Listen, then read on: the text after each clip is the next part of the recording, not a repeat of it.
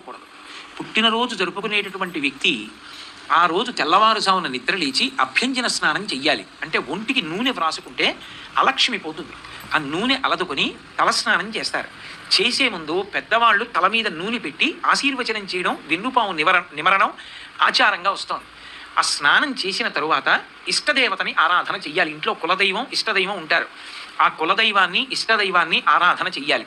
చేసిన తరువాత ఆవు పాలలో బెల్లం ముక్క, నల్ల నువ్వులు ఈ మూడు కలిపినటువంటి పదార్థాన్ని మౌనంగా తూర్పు దిక్కుకు తిరిగి కూర్చుని 3 మార్లు చేతిలో ఆచమనం చేస్తే ఎలా తింటామో అలా 3 మార్లు వేసుకుని లోపలికి పుచ్చుకోవాలి.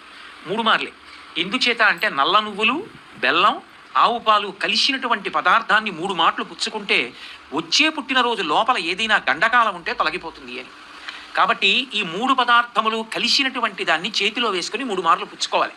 పుచ్చుకున్న తర్వాత 7 చిరంజీవులు ఉంటారు. అంటే వాళ్ళు పుట్టుక చేతనే చిరంజీవిత్వాన్ని పొందారు. ఇంకా కొంతమంది చిరంజీవిత్వాన్ని సాధించుకున్న వాళ్ళు ఉన్నారు.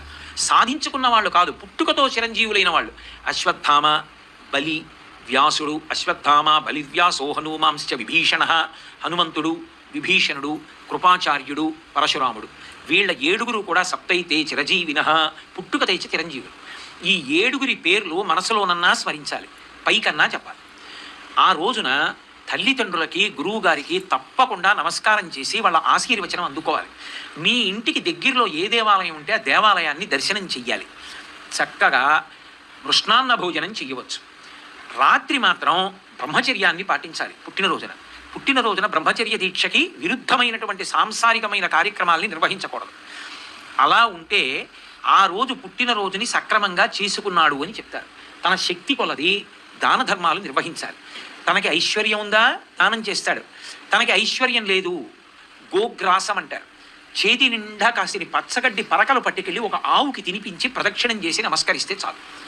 ఇవి పుట్టినరోజు నాడు తప్పకుండా జ్ఞాపకం పెట్టుకుని చెయ్యవలసినటువంటి విషయాలు.